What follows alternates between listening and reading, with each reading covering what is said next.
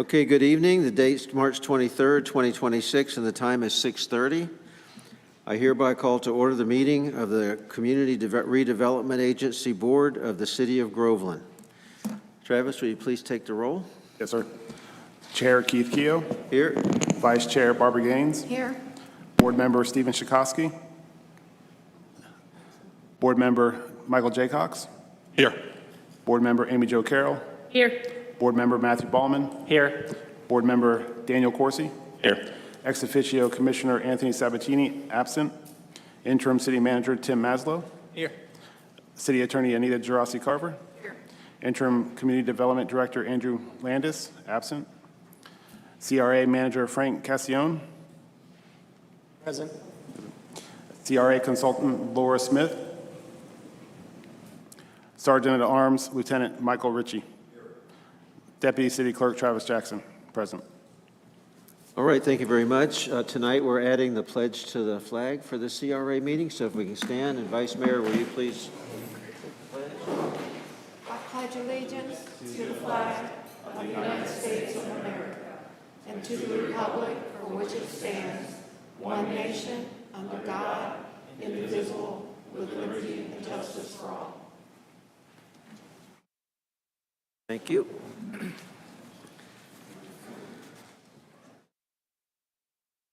Okay, we're up to old consent agenda. Travis, will you please read the consent agenda? Yes, sir. Consideration of approval, January 26, 2026, C.R.A. Governing Board meeting minutes. Thank you. Do I have a motion to accept the consent agenda? Motion to accept the consent agenda. I'll second. We have a motion and a second. Any discussion? Any discussion from the public? Seeing none, let's go ahead and take the roll. Board Member Carroll. Aye. Board Member Corsi. Aye. Board Member Jaycox. Aye. Board Member Ballman. Aye. Vice Chair Gaines. Aye. Chair Keogh. Aye. Next up is old business on the agenda, item 1, train depot restoration. Mr. Maslow? Yes, Mr. Chairman, members of the board. I'm excited today to bring you the train station, the train depot restoration item. As you know, we talked about this at length at the last meeting. I have an much abbreviated version of the presentation. It's just me giving the slideshow today. But this is an action item today, so you will be voting in terms of accepting a deeded property or at least authorizing city staff to move forward with Avalon to deed the property for the train station restoration to the city and have a series of next steps that we'll get into. So just a few slides. Just as a reminder, just wanted to give thanks to the task force that brought this item forth, including yours, Dan Corsi on the C.R.A. board, of course, Robin Hoover, who serves on the P&Z, Jason Brown from the Historical Society, Cheryl Williams also from the Historical Society, Ross Halley from Avalon Park Group, one of the partial owners of the property, and then Tom Jackson, general contractor, specializing in historic preservation. We all know the train depot and the condition that it looks like today, unfortunately. Here's just a picture of what it used to look like in its glory, and our goal is to restore it in close design to its historic integrity as part of our initiative on historic preservation for the downtown C.R.A. area. Just a little reminder on the recommendations overview from the group. They touched on location, design, construction costs, potential uses in a business model, and then also recommended next steps. Here is the thinking with the end in mind. So what would the build out look like? On the right side of your screen, you see the existing building totaling about 1,222 square feet. And then looking at an addition in terms of a platform in the back to be used as a recommended event hall for additional events, revenue generator, and then also the platform that would work with that. And then ultimately a rail car that could be used as a cafe/restaurant.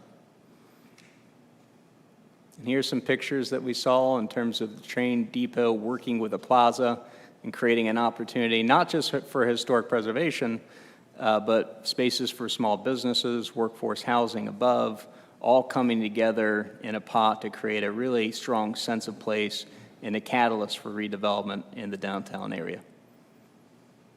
Here's just another picture. So we looked at this before. This is a area that's about a quarter acre depicted by Ross and the Avalon Group.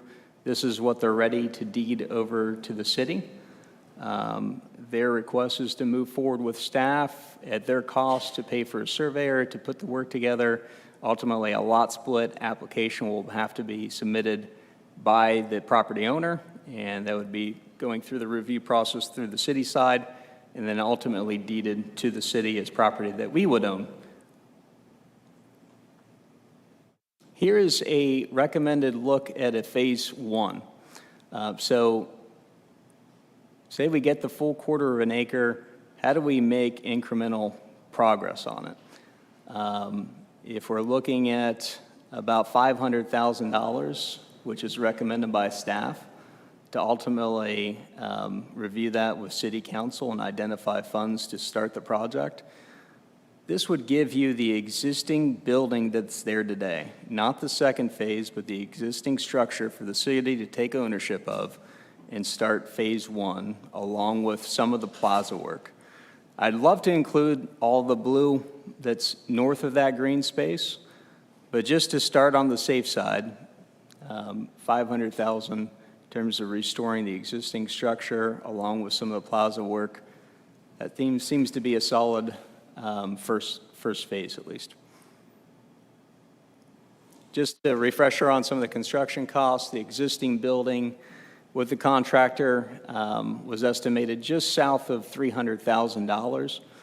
We'd be looking at that 300 for the existing structure, plus a couple $100,000 for some of the site work and some of the plaza around it. Ultimately, with the second phase, you'd be looking at that covered pavilion with restrooms, $800,000, and then a total building cost with everything, not the urban plaza, but just the building alone, was estimated just a little over $1.1 million. The group recommended a budget of $2 million for everything. So if we looked at phase one with $500,000, that could be your skin in the game. That could be essentially used to start the project and use that as perhaps a match when identifying other grants to apply for to finish everything. Here's again just a refresher on some of the potential uses, and we went over the concept business model with the group just to forecast some potential revenues and expenses. But using an event hall, some of the existing structure as a museum, also having a cafe/tap room, a market with different small businesses, also an outdoor market, potentially for a farmer's market, once a week activity. And then also, since it's serving as a gateway to the South Lake Coast to Coast Trail, also bicycle rental business, which could be outdoors. So here are the next steps. I added phase one and then phase two on number 3 and 7. But the first step would be authorizing the city to move forward with Avalon to initiate the lot split application and then ultimately deed that quarter acre to the city.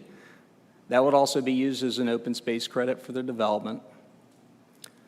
Giving us some time to do some more community engagement, refining the business plan and the potential uses, and making sure that we're delivering something that the public wants to see and use. Securing funding, so $500,000 for that first initial city contribution. That would just be for phase one. So for 4, 5, and 6, that would be phase one only, pre-construction, design, and engineering, moving forward with construction, then ultimately operations. And then step 7 could start in tandem with 4, 5, and 6, but that would be to secure funding and look at different grant opportunities for phase 2 to finish the project out.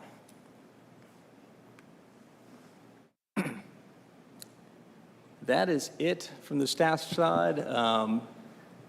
Ross, unfortunately from Avalon, couldn't make tonight's meeting, but he does plan to be here for city council. With that, I open it up to any questions or discussion from the board.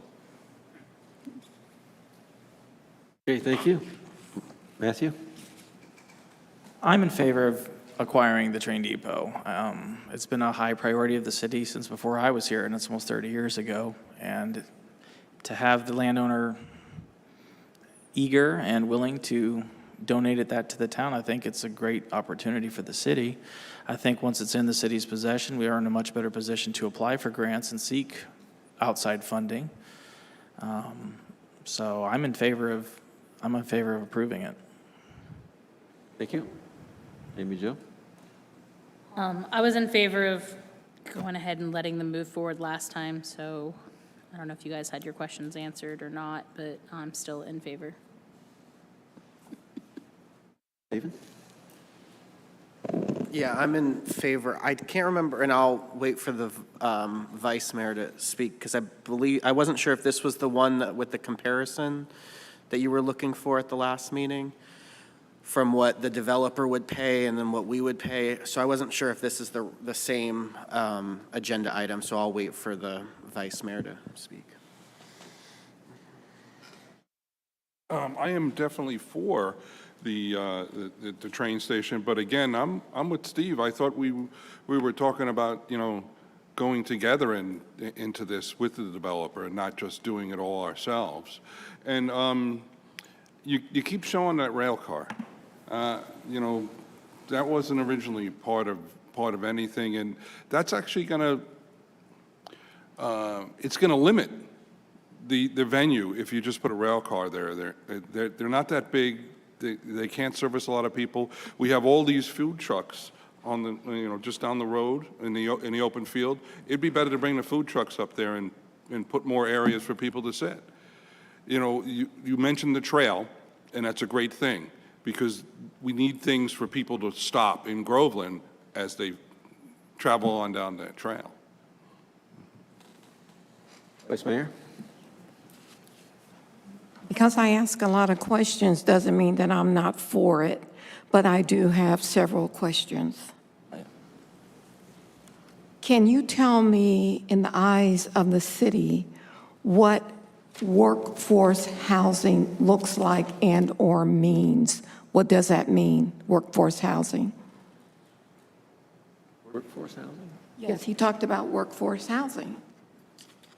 Didn't your presentation talk That would about be workforce housing? That'd be a part of the Avalon private development, not necessarily the train depot. Other property, but that is their plan, to provide small business spaces and workforce housing above that.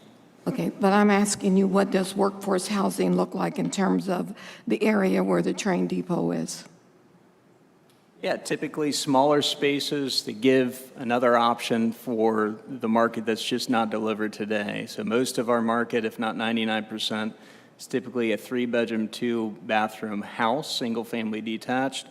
We don't have much inventory in terms of townhomes, although we do have some, and almost zilch when it comes to apartment spaces.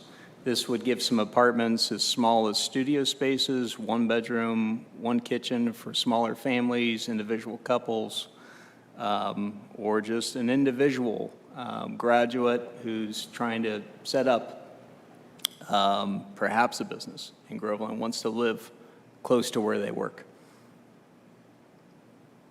There's no workforce housing with regards to the train station. No, correct. This Yeah. is something. That would be all privately developed by Avalon.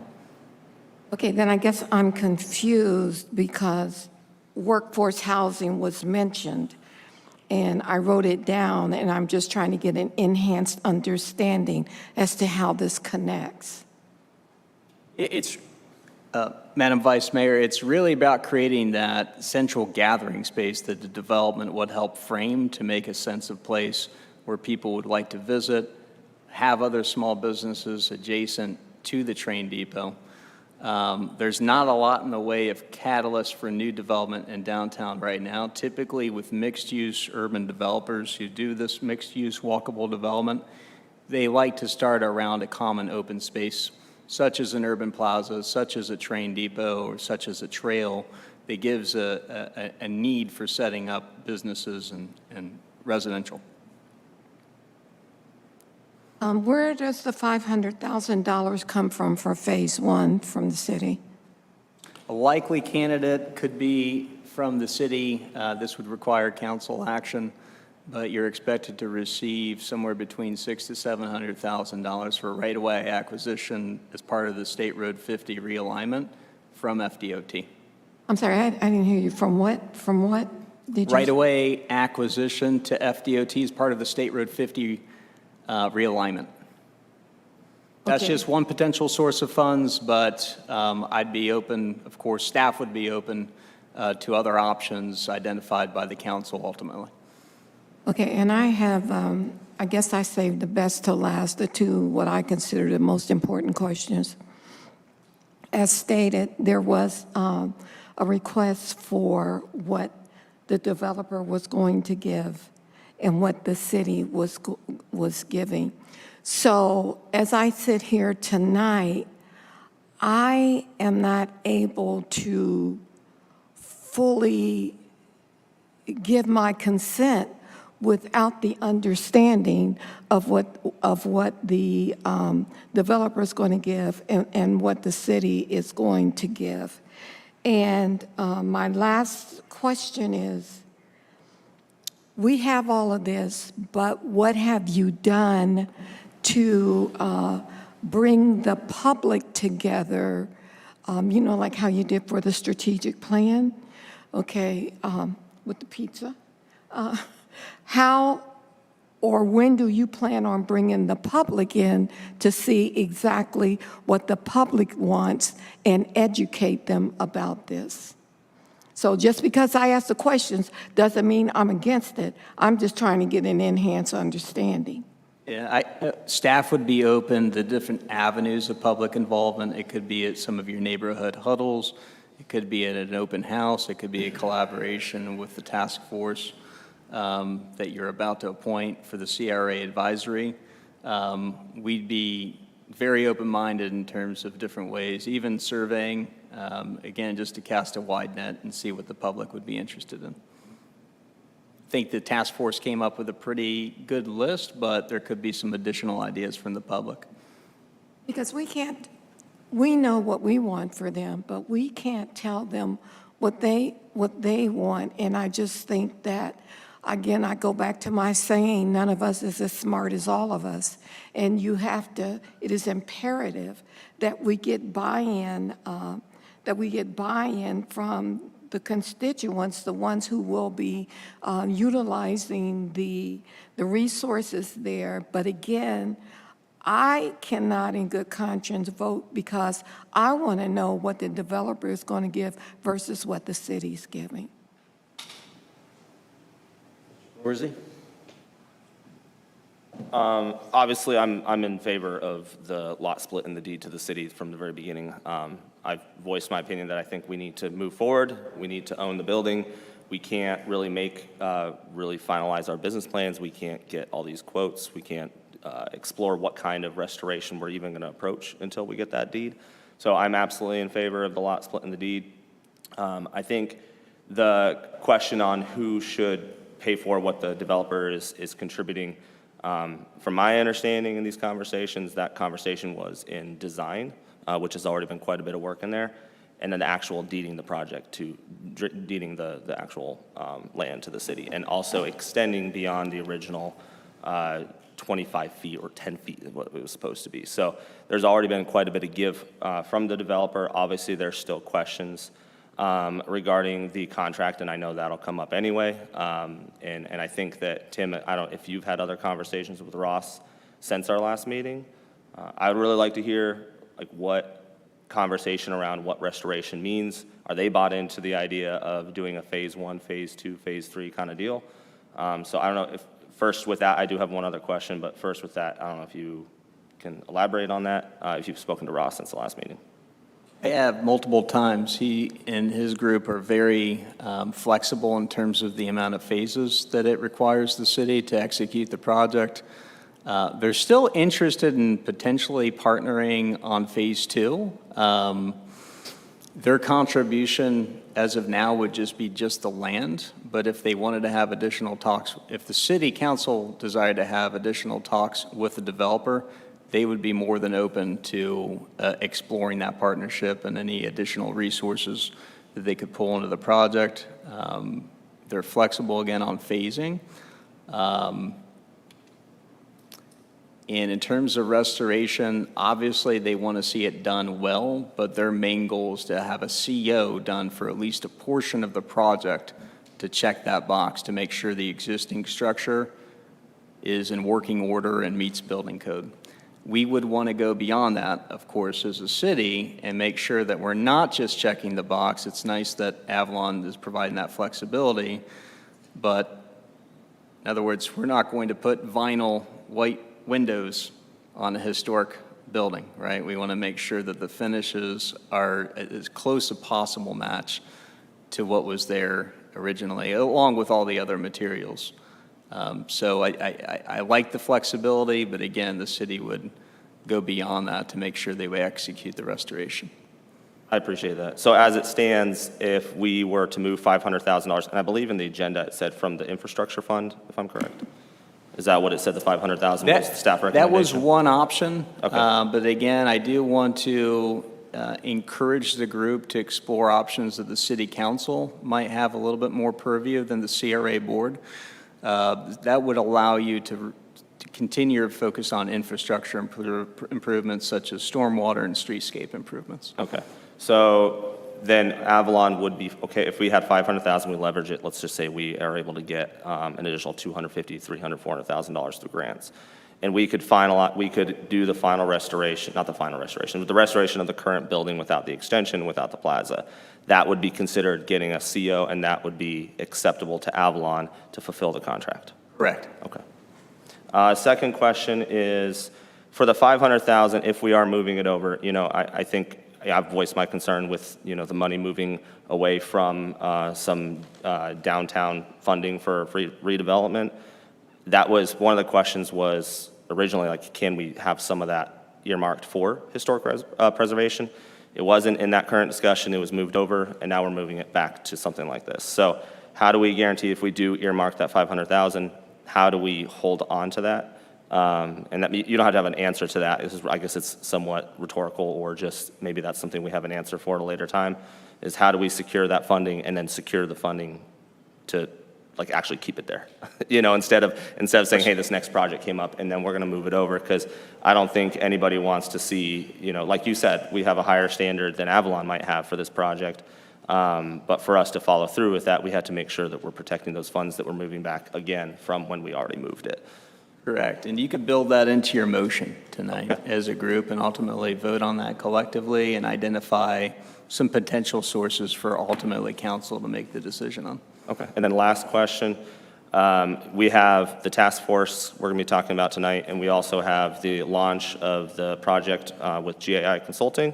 So Councilwoman Gaines, at least from my understanding, the engagement around the public around downtown, the downtown master plan we're going to be speaking about, I would like to see all this incorporated into it. I feel like that makes sense, that if we're talking about downtown master plan, the train depot has to be part of that. It's part of the trail. It's part of that corridor.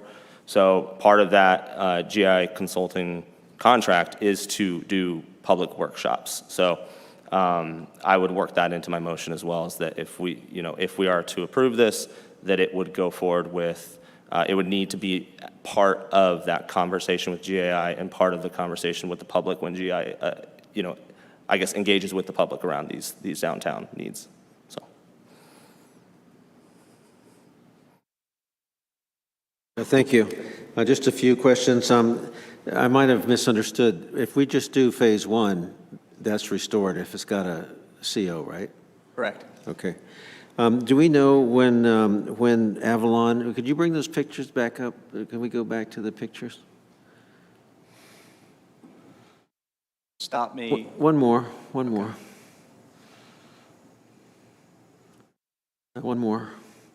What is the timeline? If we have a timeline of a year, on getting the main building done. When is Avalon's timeline for all this that they have around it?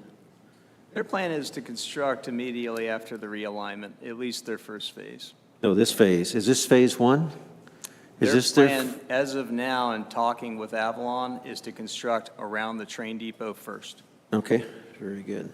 And so we will, with phase one of ours, meet the obligation, because when they finish phase one, their phase one, we have to be copacetic with them, right? We have to have that thing, at least in their mind, restored, right? They're also, just so you're aware, they're deeding it sooner than they have to per the agreement, just to give the city more time to make something happen sooner rather than later. Okay, the 500,000 has been in an account, right? We have that in there right now on the budget, correct? You have it in the budget. It's, if we're identifying the right-of-way acquisition as a source of funds, we have not received that as of last week.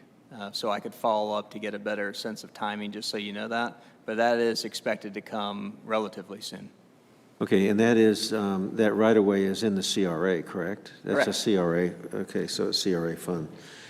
The difference between 1.2 and $2 million, what is that other 800,000 that you wanted to put on Yeah, there? the 1.2 million is roughly building construction alone. We are estimating probably, when it's all said and done, all the site work and all the plaza work, and some potential overage just to be on the safe side for the building, another 800,000 for that. So are we building this common area we're seeing here? Is that what we're saying? Only some of it. Let me go back to the recommended phase one. Again, I'm open to board feedback, but what you have highlighted in green would include the first initial structure that's there today, restoring that, with some of the plaza space that's a part of the property being deeded to the city. It just really on the sides for access and in the front with the water feature.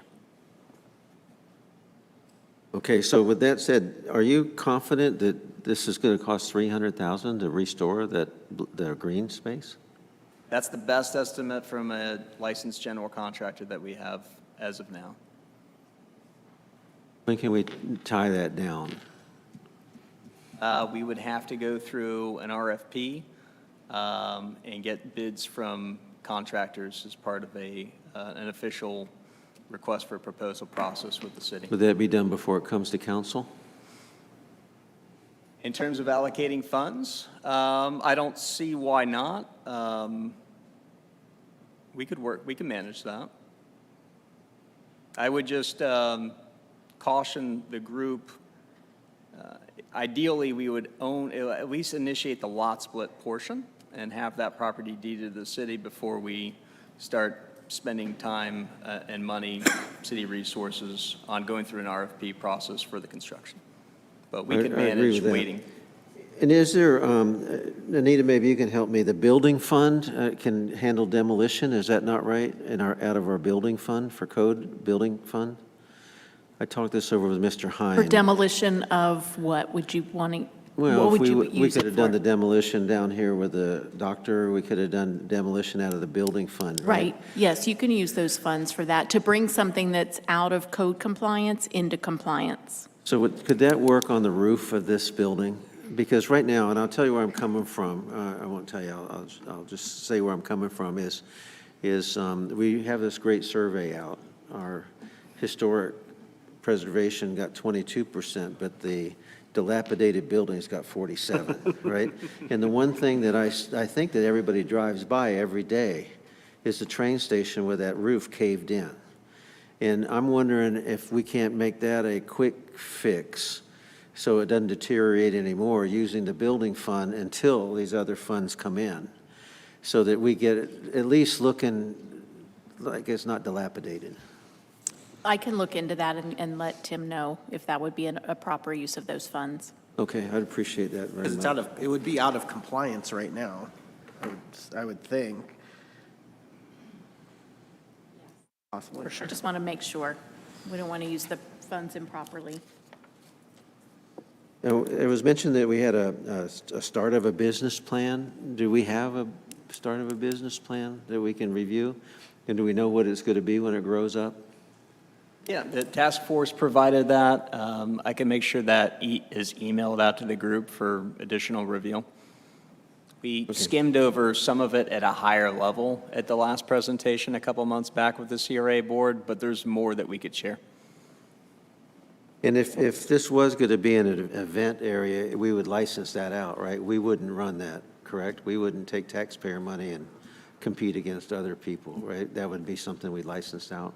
Ultimately, council would have to decide on that. When will this go on the agenda for the council? As early as in April. April? Okay. I have no further questions. Thank you.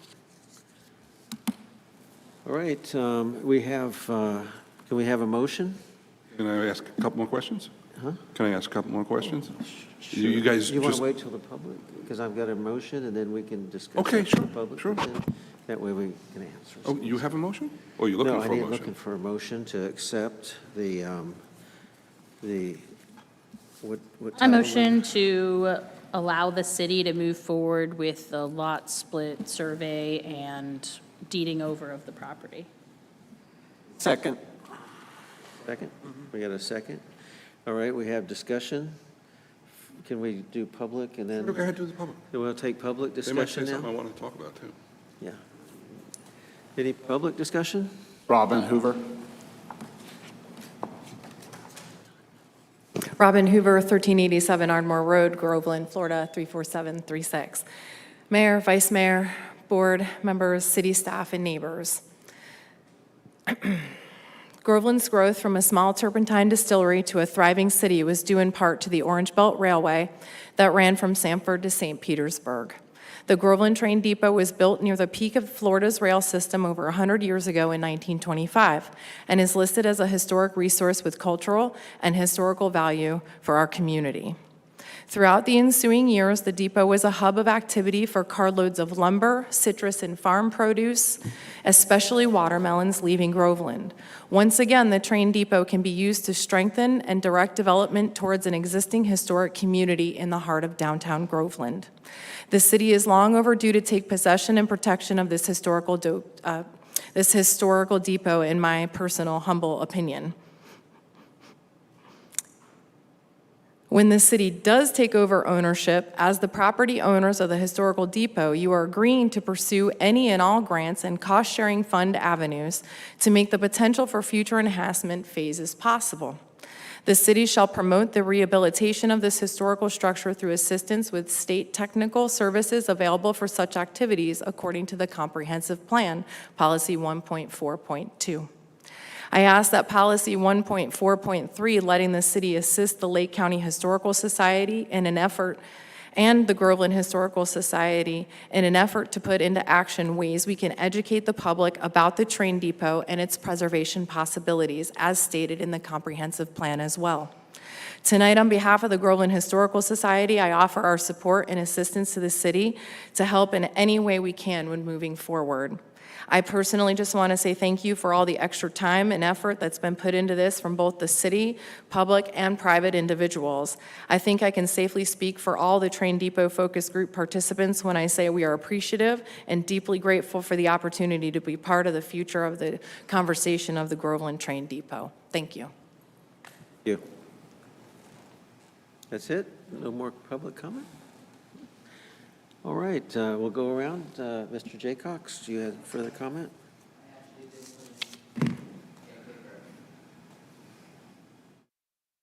Or just says C.R.A. on the subject.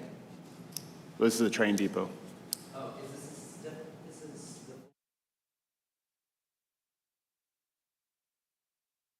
We had public comment at the end.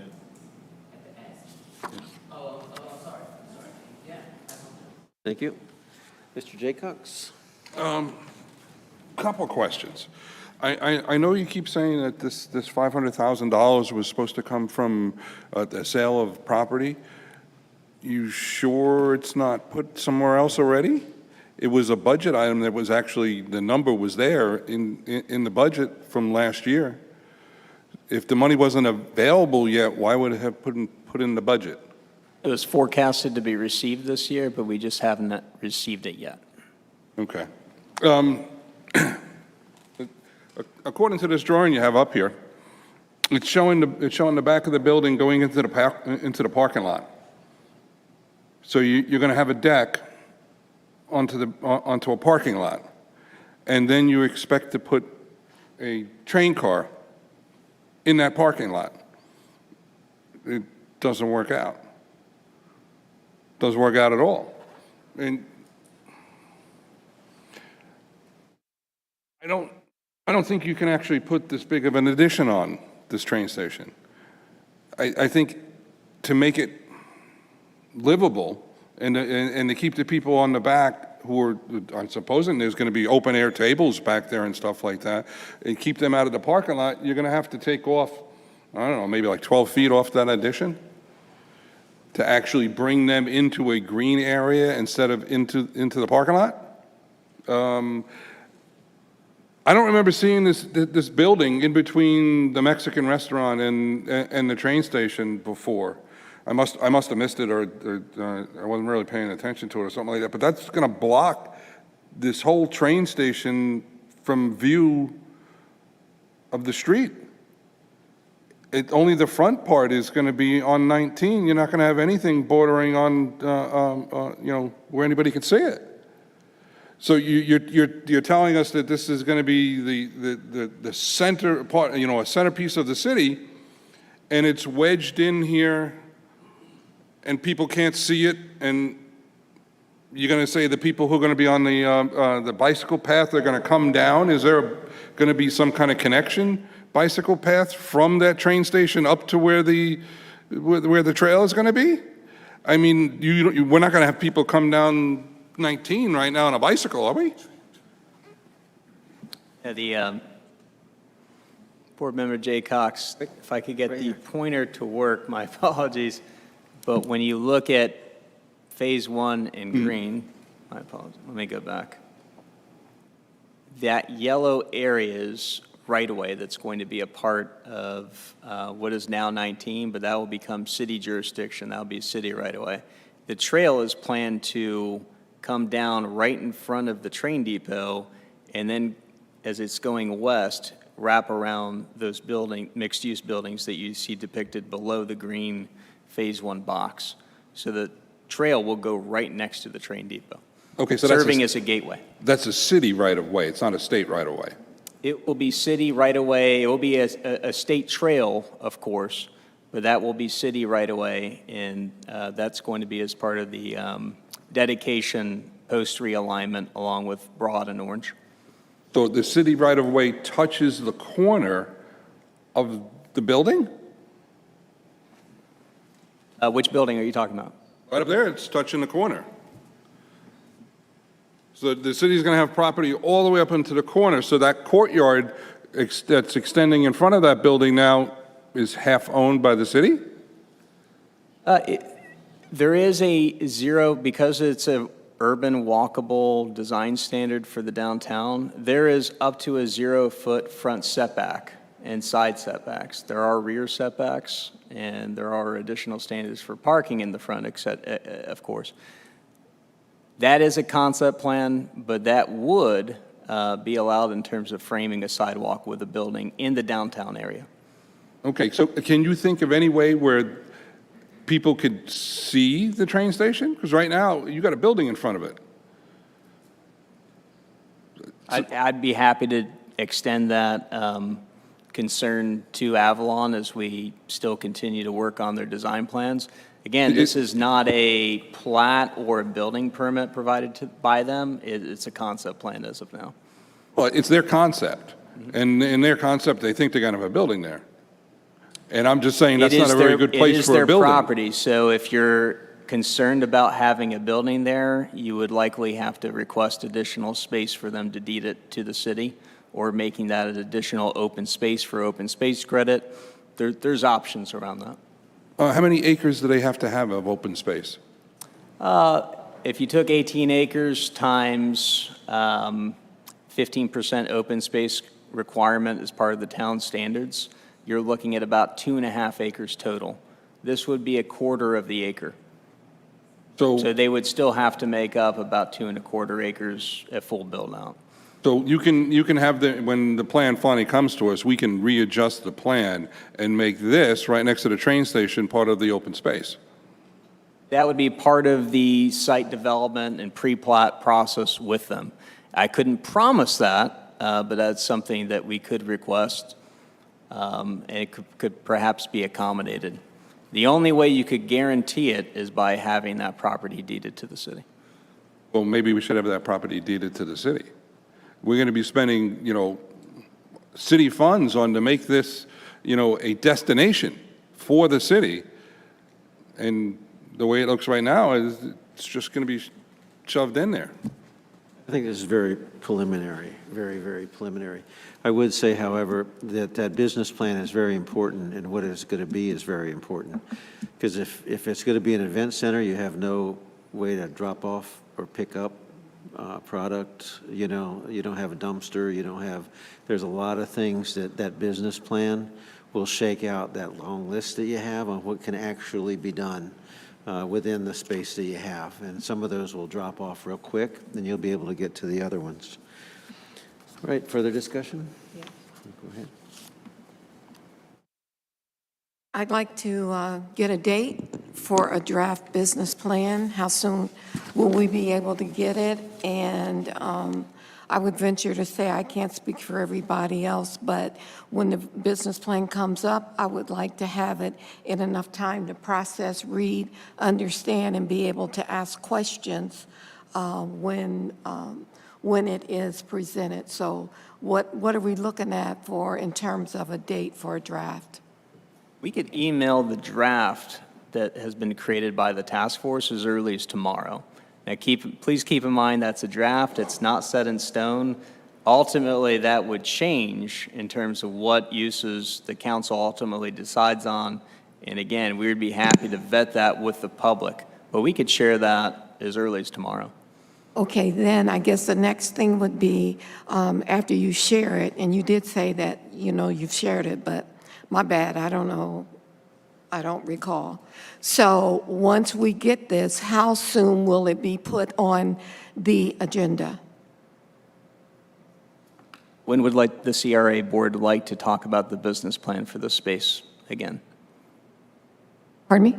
When would the C.R.A. board like to see it? Can't speak for everybody. If I may just make a comment on that.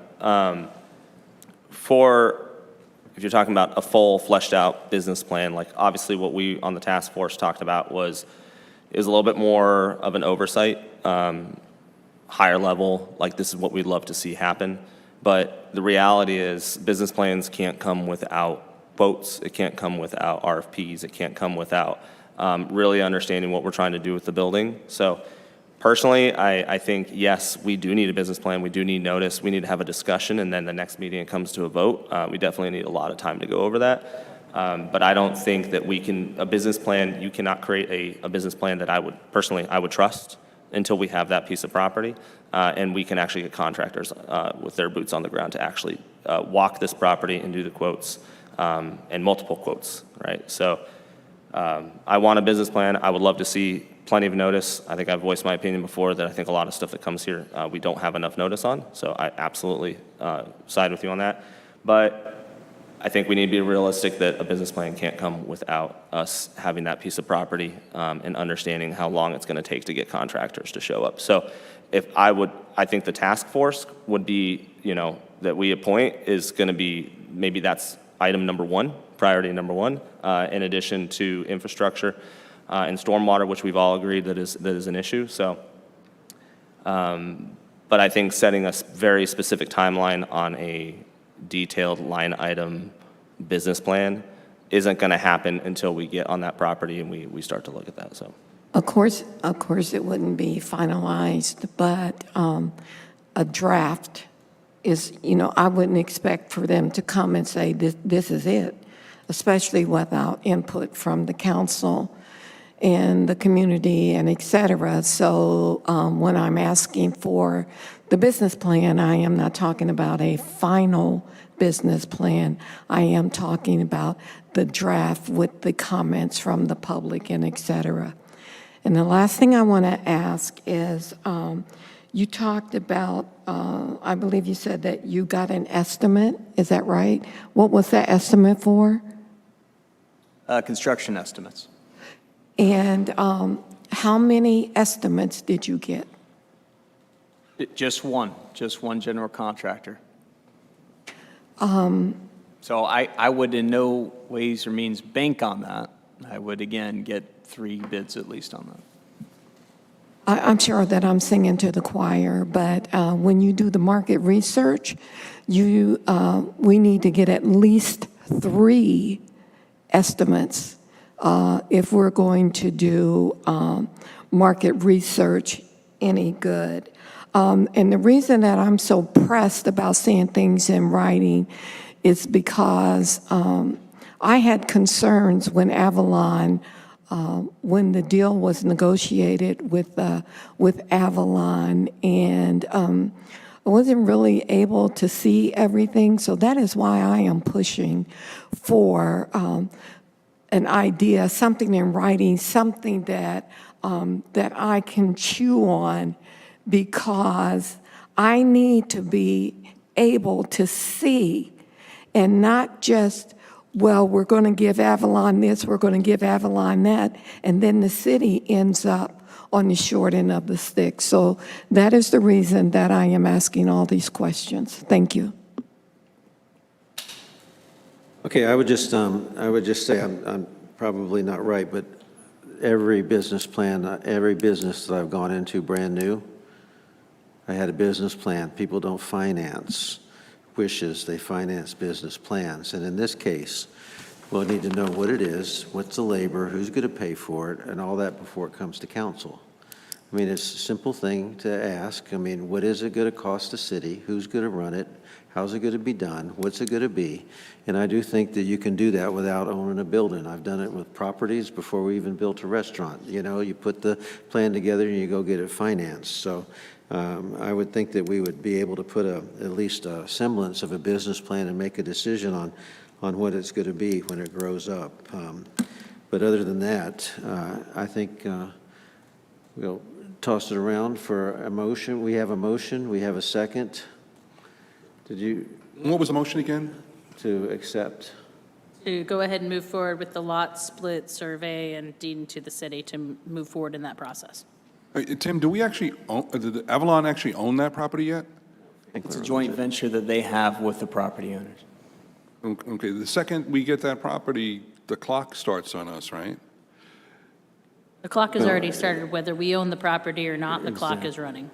The clock is already gone? Yeah. Yeah, we have to have it done by first phase Because it's until they have their first completion. building done. Okay, okay. So what we're doing now is just okay and going through with the basic necessities that we have. We aren't, just the lot split and everything. We're not voting on putting $2 million or $1 million or $500,000. We're just saying we're voting on the next step, is what we're saying. So For baby steps. I love that. Let's look at this project as a baby step process. You take one step at a time. we have a motion, we have a second. Any further discussion? Seeing none, we're going to take the roll. Board Member Carroll, how do you vote? Aye. Board Member Chakosky, how do you vote? Aye. Board Member Bauman, how do you vote? Aye. Board Member Corsi? Aye. Board Member Jaycox? Aye. Vice Chair Gaines? Aye. Chair Keough? Aye. Passes, okay. Thank you. On to new business, consideration of approval, fiscal year 2024-2025 C.R.A. annual budget. There, folks. We're not ready for that yet. This is actually your annual report. So under Florida statute, you are required to conduct an annual report. It has to be prepared, it has to be reviewed, it has to include your financials, and it has to be posted on your website and noticed to the taxing authorities within this district by the end of this month. So you have until March 31st, and that is your cutoff. So We've prepared your annual report. It is fully compliant with statute. I did find one typo in it. I actually found it on my 5th read-through of it. It's a 4 that should be a 5. So I'm going to get that correction made and get it back over to Tim so that he has a clean version. But otherwise, you have the annual report in your packet. These are done every year. Every year we prepare this for you based on information that we receive from your staff, based on your most recent year's budget and your most recent audited financials. So if you have any questions about the annual report, I'm certainly happy to answer them for you. But otherwise, we would just be seeking a motion to approve the annual report so that staff can proceed with the next statute obligations in terms of notice and publication. Okay, I'm sure we've all reviewed it online, so we'll go ahead and take any questions, starting with you, Dan. I don't have any questions at this time. No? Okay. Mr. Jaycox? No, I have no questions. I move that we accept the report. This is not audited. With the typo fixed. Yeah, this isn't audited, right? No, so your audit isn't done yet. So that's why when you get this place where the typo is in the bold face. When you get back to the financial section, it says that the audited financials for fiscal year ending September 30th, 2024 are not available yet. It should say 2025 are not available yet. As you move down in that same paragraph, it explains that as soon as the financial audit for the fiscal year ending September 30th, 2025 is prepared, you have 45 days to publish that audit, but under no circumstances can it take more than 9 months from the beginning of the current fiscal year or the end of the prior fiscal year. That's why you most commonly finish your audit around May. This is very common. Most everybody finishes their audit for the prior fiscal year in April-May timeframe. It takes a lot of time. There's a lot of information that goes into that audit. The auditors ask a lot of questions and a lot of clarifications. So it being done by now is very unusual. So what we do is in your annual report, we use the audited financials from the most recent available year, which in this case is year end for fiscal year 2024. And that's the information that's shown in your annual report. And then as soon as your audit is completed, you can either amend your annual report to include that current audit from the most recent fiscal year, or you can simply post your audit in concert with your annual report, and that is also acceptable under statute. So it's really a choice for you. Do you want to go back and amend the annual report with the new numbers once that the audit is completed, or do you just want to post your audit? Most folks just post the audit. Yeah, I'll second that motion. yes. Please. Just did. Oh, okay. I just had another question. if I Oh, you could. can ask questions. I just Okay. wanted to get that in there. Tim, who's responsible for the audit this year to make sure it gets done? Ultimately, your city manager is the point person, but that goes down with the current COO and our finance director. They've been assigned that, and they're fully aware of that. Perfect. And did we, now that we've got ours done, did we go back and amend the last year's report as instructed in the archive? We have it archived. Do we go believe that's back complete, yeah. and amend it? Are we going to? We will. Okay. Right, we didn't update the annual report from last year. So your 2025 annual report that we did in March 2025, we didn't update that once that your audit was completed. Again, the audit was just posted. So the information in there states the audit will be posted or will be incorporated within this document. So we're going to do it, is all I need will, to say. yes. Okay. All right, I see no further questions. Any public input? We have a motion, we have a second, no public input. Let's go ahead and take the roll. Board Member Baumann, how do you vote? Aye. Board Member Carroll? Aye. Board Member Coursey? Aye. Board Member Jaycox? Aye. Board Member Schakowsky? Aye. Vice Chair Gaines? Aye. Chair Keough? Aye. So moved, so passed. Presentation, C.R.A. Staff Organizational Chart. Okay, so this is just a presentation. No action is being asked for this evening. However, one of the topics that came up at a recent board meeting and direction was given to staff to evaluate the organizational structure of community redevelopment agencies in terms of staffing, so that you have a better understanding of what other agencies are doing, what other jurisdictions are doing around the state, so that you can kind of see your options of what those structures can look like.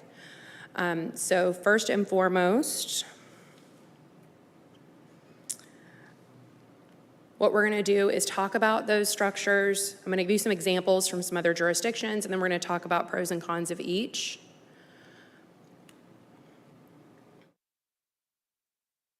So there are essentially 3 scenarios, and these are very high level. So just so you know, I didn't want to get too much into the weeds. Of course, there are hybrid versions of all of these where they're kind of like this or kind of like that, but these are the most common structures that are out there today. So in scenario 1, C.R.A. staff operates completely separate from the city's staffing organizational structure.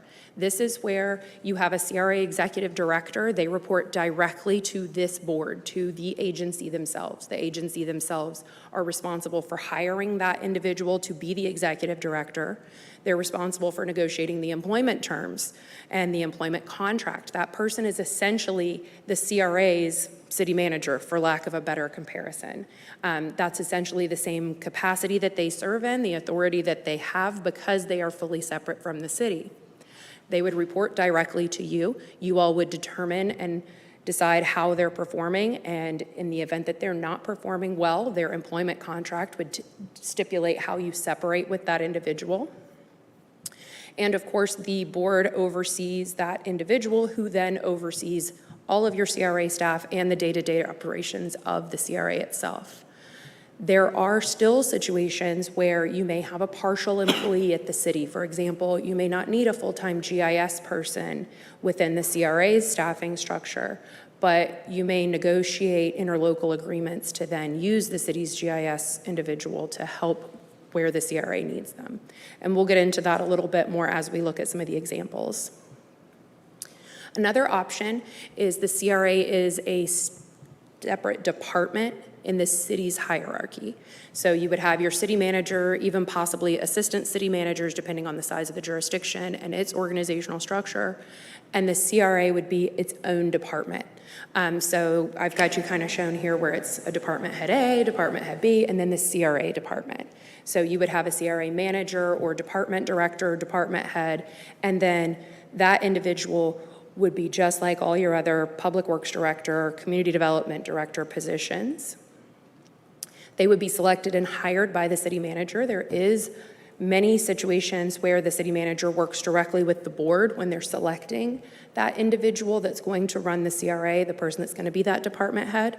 So there is that opportunity for collaboration between the city and the board themselves.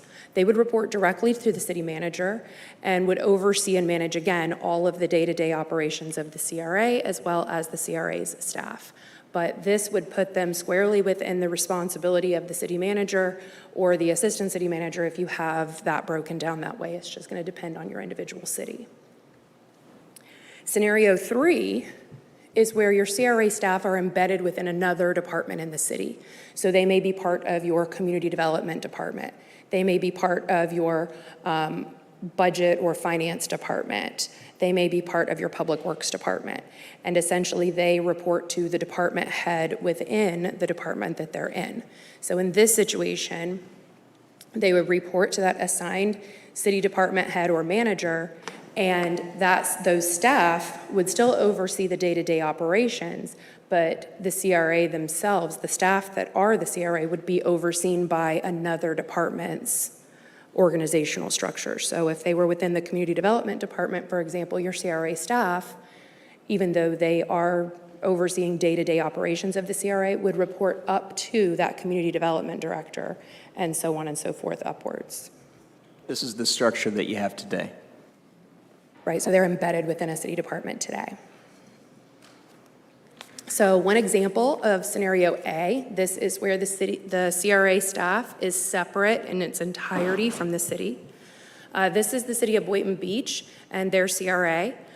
So I'm showing you their org chart so that you can see how much staff they have. This is a very a robust CRA. It has 6 individual districts throughout the city. The city itself has a population of about 83,000 as of 2024. Their annual increment is about 26 million as of last fiscal year, or of the current fiscal year's estimate. And their admin and operations cost to run all of this staff is 2.5 million per year. They use interlocal agreements. That is how the structure works. The only way it works is a lot of interlocal agreements. And those interlocal agreements are between the city and the C.R.A. So in this situation, the C.R.A. board would enter into individual interlocal agreements for various services that are overlapping between the two, and those agreements would spell out that criteria or how that works. One of the examples here is they have city technology support services to the C.R.A. So they have a defined amount that the C.R.A. pays to the city every year through an interlocal agreement, and every 3 years, that interlocal agreement is renegotiated, and they determine if that amount needs to be changed. They also use the city's benefit plans. This is a big one if the C.R.A.'s staff is going to be completely separate from the city, because putting them on the city's group health benefits, things like that, costs money. Therefore, you would be in an interlocal agreement if you expected your C.R.A. staff to receive the same health benefits, pension, all of those things that city staff receive. You would need to execute an interlocal agreement. The cost associated with that, with them participating in those plans, would be the responsibility of the C.R.A. And again, this is something you would have to renew periodically to make sure that the pricing is all consistent. Another thing that they do here is they have a partial funding of the city's economic development director. So I think they were contributing something in the order of $50,000 or $75,000 towards the salary of the city's economic development director, purely for the purpose of some amount of cross-collaboration. They said, we realize we're going to need to use them sometimes, and we may need to collaborate. So we'll take on the burden of a portion of their salary, but they're not taking on a portion of the benefits because that person's still primarily a city employee. All of these things end up getting really spelled out in these interlocal agreements. If you went on the Boynton Beach's website and looked at the number of interlocal agreements between the city and the C.R.A., there is a plethora. So that is how all of this works in this structure. Any shared collaboration is done through these types of agreements. You are essentially acting like neighboring cities or the city and the county working together, because the C.R.A. does operate completely independently of the city in this way. In scenario 2, this would be where your C.R.A. is a standalone department within the city. So the example I'm giving you here is the city of Clearwater. So the city of Clearwater actually does have assistant city managers below the city manager, and they oversee certain departments. So in this situation, the C.R.A. reports up to one of the assistant city managers. Their department head is a department head. So the person that manages is just like any other department head within the city. They have 2 C.R.A. districts in Clearwater. Their annual increment's about 6.5 million. They have 8 full-time C.R.A. only staff, and their staff admin and operations costs are about 1.1 million. And their total city population is about 117,000 as of 2024 estimates. So in this situation, they don't need all those interlocal agreements because the C.R.A. staff are directly within the city's structure. They're obviously city employees first, therefore their benefits, their health packages, their pension, their employment handbook, the policies and procedures that they have to follow as employees are spelled out in the city's employment handbook. They don't have their own separate standards for all of those things. And in our third scenario, this is the city of Winter Park. City of Winter Park is embedded within a department, just like you all are. They're actually in the Office of Management and Budget. They're a division within that department. So they actually have 3 C.R.A. districts within Winter Park, population of about 30,000. Their annual increment to the C.R.A. is 9.2 million. They have 3 full-time staff members, and their admin and operation costs are about 850,000 per year. But this is a very similar sort of structural hierarchy to what you have now, in that this staff is completely embedded within an existing city department. So for scenario 1, some of the pros for this would be that the CRA board has direct oversight of staffing and operations. There's less potential for citywide priorities to influence your CRA activities. CRA staff policies and procedures can deviate from the city's policies. So if there's specific nuances that you want in your employment handbook specific for CRA employees, like if you want enhanced conflict of interest statements or things like that, donation requirements, those are all things that you could then spell out more explicitly in an employee handbook or employment policies under this structure separate from the city. Now, some of the cons are that this board would have a heck of a lot more oversight, which means that that's more burden on you in terms of day-to-day obligations and operations. You're already doing that as the city commission in terms of overseeing the city manager who reports directly to you. You would now be doing that again with another employee. There is greater reliance on interlocal agreements, as I described in the case of Boynton Beach, between the city and the CRA. And collaboration with the city departments may be hindered, not always, but sometimes city departments, when they know the CRA operates completely independently of them and has their own hierarchy, it can create some amount of friction there, not necessarily negative, just harder to both be on the same page because you're essentially in separate lanes. Both go in the same direction, you're just different lanes on the road.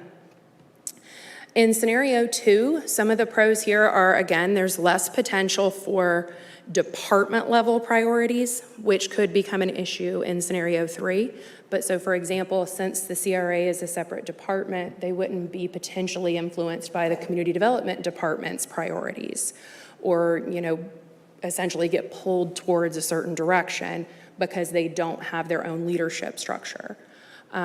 CRA staff here are city employees, which is definitely a pro, so they're subject to all the city's policies and they receive full city benefits without having to go through the process of these interlocal agreements. And in this situation, you don't have that additional oversight responsibility as the agency for the executive director because that person's reporting directly up through the city's hierarchy.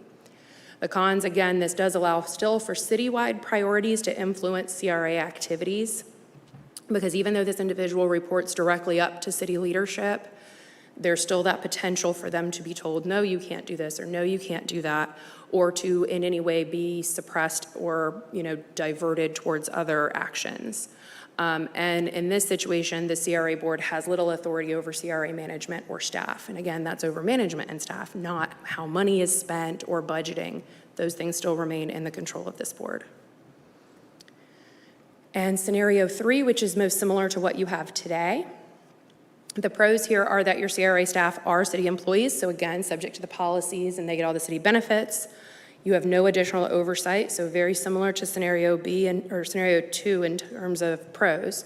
The cons here are twofold because there is potential for both citywide and department level priorities to influence or divert CRA focus and attention away from the CRA. Again, the CRA board has little to no authority over CRA management and staff, and this situation means there is no direct connection to city leadership. And that's the potential for CRA staff to be stifled by department leadership. So if you've got a department head who wants the CRA only doing one thing or staying in a very specific focus, that could potentially stifle other things coming forward and other priorities being realized. So those are essentially the big pictures. And I'm happy to have any conversation or dialogue about these that you all may be interested in. But at the moment, we're not asking you to take action. This is purely informational. Okay, that's a lot of information. Thank you very much. But I try to keep it simple so that it's easier to digest and absorb. I'm trying to show it visually, graphically. Let's change it up a little bit. Barbara, do you have any questions? On the scenarios that the organizational charts, I believe that most of them said CRA executive director or something like that. So here we have a CRA manager. Right. My question to you is that what will be recommended, a CRA executive director versus manager? I'm not making any recommendation. These are just structures that exist. These are the way they're done in certain places. They work well in certain jurisdictions. They don't work well in certain jurisdictions. It's very much what works best for that community. So that's why I showed you like how many employees they have and their increment and how much they spend on staffing, so that you can kind of get a bit of an idea of the scale of the C.R.A.'s staff being completely separate. We typically say when a C.R.A. staff is completely separate from the city itself, we call that an executive director because that's what they are. They have a lot more independent authority than someone who's a city employee. They're not reporting up to a city manager. Their responsibility, their obligations, and their commitments are much greater than a department head, for example. They have to be thinking about employee benefits. They have to be doing wage studies themselves. They're taking on a lot of the responsibility that a city manager takes on for a city, but they're only doing it for the C.R.A. So that's why it's often referred to in this structure as an executive director, whereas in the other two scenarios, it's usually a manager or a department director. Okay. And I can tell you the salaries are much different when you see a jurisdiction with an ad out for an executive director versus an ad out for a department director or a department manager. Yeah, that sounds logical. Matthew? How much dedicated C.R.A. staff do we have right now? 2? Two. That's the positions that are funded, right? 3 if you count me and my involvement that you've seen in the last year. Bill? I have no questions. Thank you. That was really concise and informative. I appreciate it. Mr. Corsi? It is a lot of information. The scenario 1, do you have any, without naming the cities or whatever, do you have any examples of projects that you felt failed because of that friction, given that, like different priorities? It's really going to be independent to each city. So I talk to a lot of folks. I sit on the Florida Redevelopment Association's board of directors, so I have a lot of very quick contacts that I could call and say, hey, I know that this is how your jurisdiction is. Talk to me about what some of the issues are that you've run into in the years. What are some of the biggest conflict points? And really dependent on how institutionally established these networks are, is one of the reasons that friction can exist. A change can be hard for anyone. So the ones that have had the structure, like this kind of structure where the executive director reports directly to the board, where they've had that, if it's been that way for 20 years, they've navigated those issues over the years. They've resolved those issues. But folks that are newer to this structure may see more pushback from city staff that, wait, you can't ask me to do things. You're not in charge of me. Go hire your own consultant if you want to do that. We're not opening up our staff to that, or I don't have enough staff to help you with that. You're your own department. You have your own budget. You make your own financial decisions. Go hire someone to do that if you want them to do that. There's that amount of stuff that's going to happen when you make a big change like this, or you evolve a new entity, but still expect some amount of collaboration. Change is difficult. But in the jurisdictions where this has been in place for a long time, it seems to be very, very stable, and they've worked those relationships out over time. I talked to the executive director at Delray Beach, for example, and she said, oh, we don't have any of those issues. And I said, well, what about your Main Street? What about this? How do those things end up? Do you face issues there? And she said, no, but we've been this way for 25 years or something. This is our structure. The city doesn't really ask us for anything. We meet regularly and we have our, leadership meetings with the city, and we're still a part of that, but we don't even share office space. We are completely separate, and they do operate as a completely separate entity. As a result, they've really become a completely separate entity. They only use city purposes for some things, but they've largely established those things for themselves. Some of their benefits are better than those of city employees, but again, that costs them more money. Makes sense. I appreciate that. And then my other question was, when you see the annual increment of smaller cities to larger cities, does there tend to be a trend on which organizational structure they do choose is based on the increment? If or how many most of your districts? staff are not dedicated C.R.A. staff, because of your CRA not having a huge increment, so you can't afford to, I mean, for one thing, you don't want your entire CRA budget going to staff. So there's a relationship between your increment and the amount you can spend on administration and operations, because you certainly don't want that increment to largely be going to staffing. So in jurisdictions where you don't have a really big increment that can afford to fund, 6, 8 full-time employees, then they're far more likely to have those be shared responsibilities within a singular department or maybe across 2 departments, and they're even less likely to be a standalone department. So it's definitely a role in that. So I think that's an important consideration, is how much of your admin and operations costs are coming from your increment. Because you want to use that increment for projects and programs, it's a lot harder whenever it's largely consumed by staffing. So, I mean, I think it's less so about the size and more so about the increment and that relationship between increment and daily admin operation cost. Very helpful, thank you. Steve? I think scenario 2 and 3 are feasible. I don't think scenario 1 would work for, a city of our size, and also the C.R.A. of our size.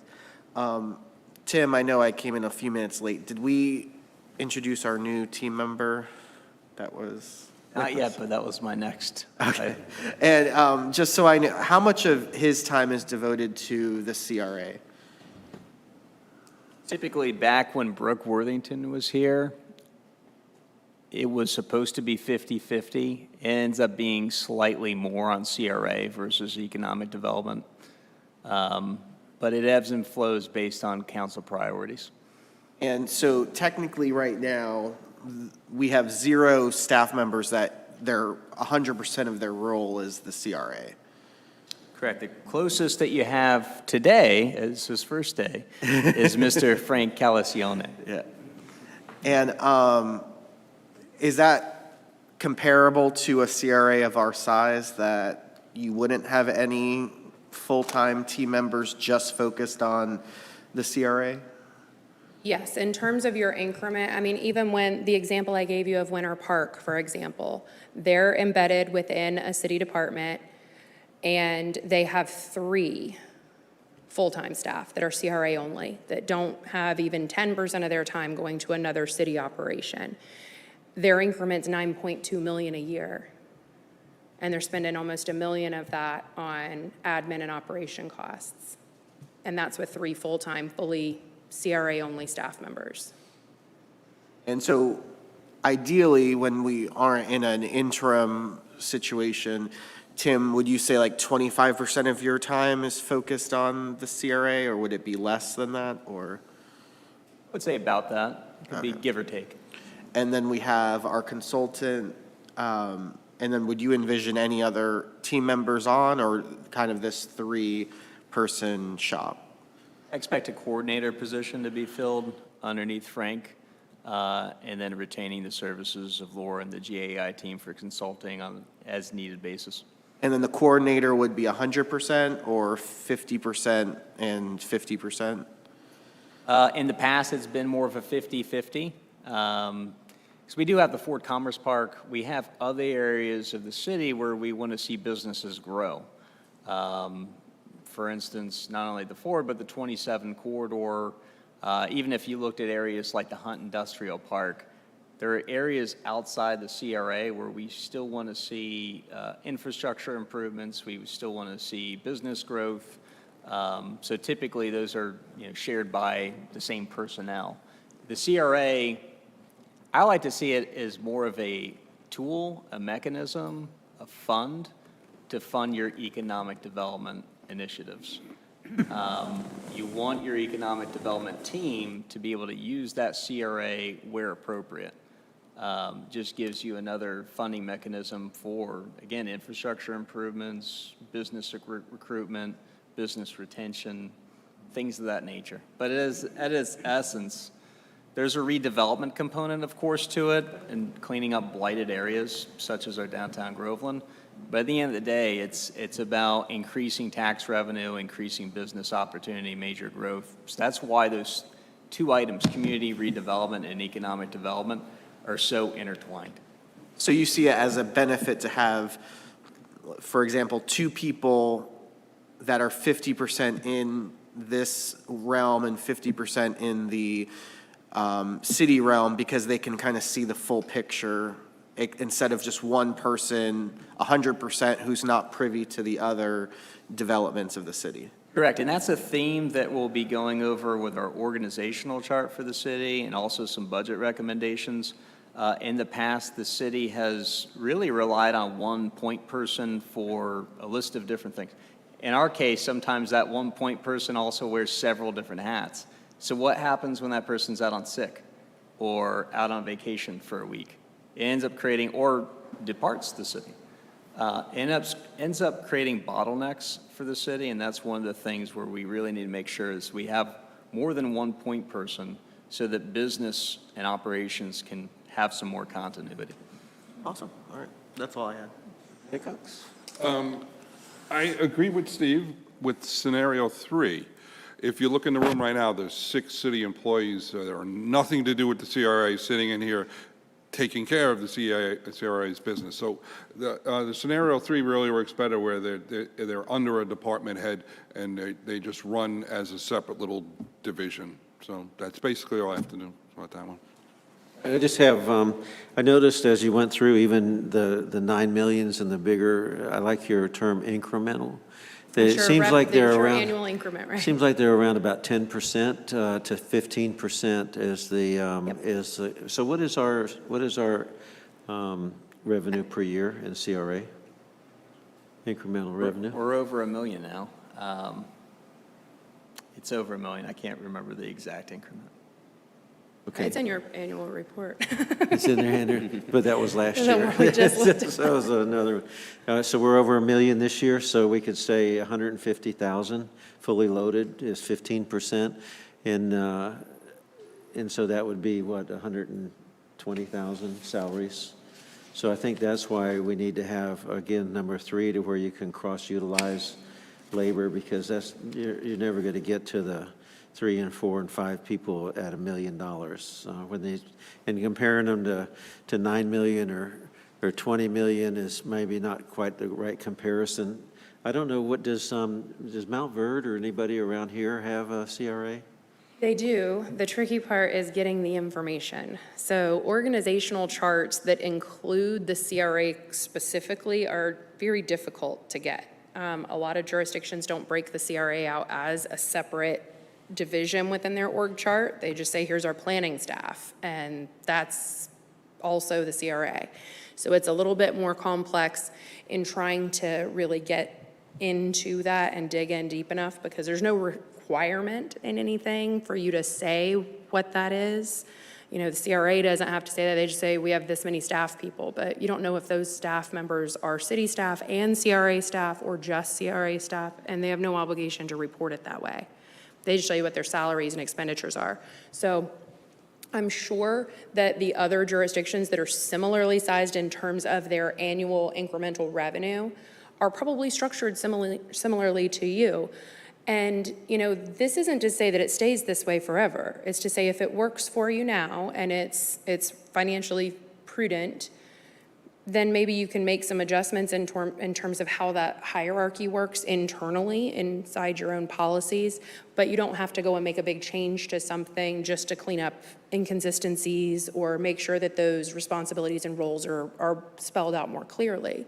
And with that said, there's potential for you all to expand your redevelopment area or create a new district if you wanted to in the future. And should you do those types of things and your districts, you now have more districts, and now you're going to have more increment revenue coming in as well, that burden may start looking different. You may start saying, okay, wait a minute, we really need people dedicated to these areas. And those changes are made and they evolve with time as the time comes and it is an appropriate next step. But like you said, right now, I mean, at about a little over $1 million a year in increment revenue, 10 to 15% of that being on administrative costs is not unreasonable. And even the larger jurisdictions, you can see essentially what their costs are, and it does tend to fall kind of in that range. And the folks I spoke to when I was preparing all of this all said that. They said we really focus on the percent of our admin and operation costs of our total increment, because that's an important sort of balancing act. Sure. Absolutely. Can we put on our to-do list to have this on the next mayor-manager meeting when we all get together? Because I think it would be of value to get everybody's input on this when we're there. Of course. And just for fiscal year '24, we're just shy of 1.3 million, just to follow up on roughly over $1 million, just so you have a little bit more detail. Very good. I will And caution that's you all that coming from as Dan you, Corsi, right? As you take ownership of properties, keep in mind the tax collection off of those properties goes to zero because you don't tax yourself. So as properties become city or C.R.A.-owned properties, that affects your tax base for the C.R.A., and those stop contributing into your increment because there's no longer a taxable value.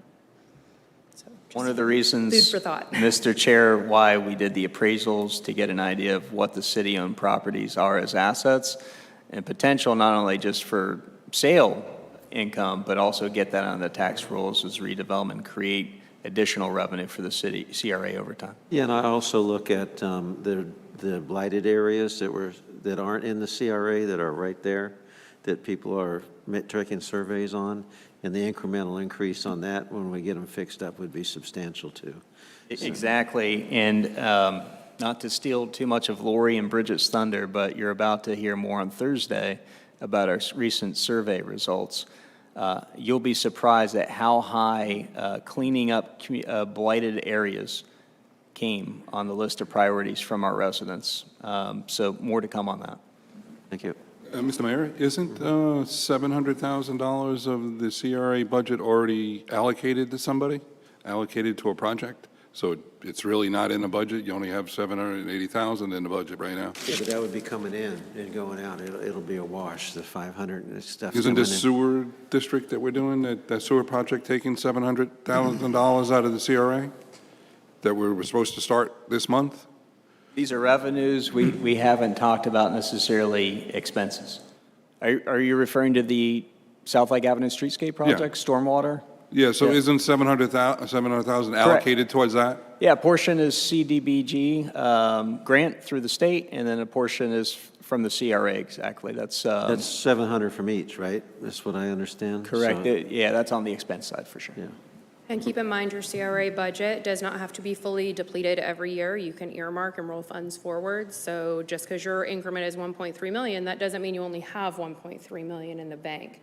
You can earmark funds from prior years to future projects. You just have to assign them to a future project. So that 700,000 may not necessarily come out of this year's 1.3 increment.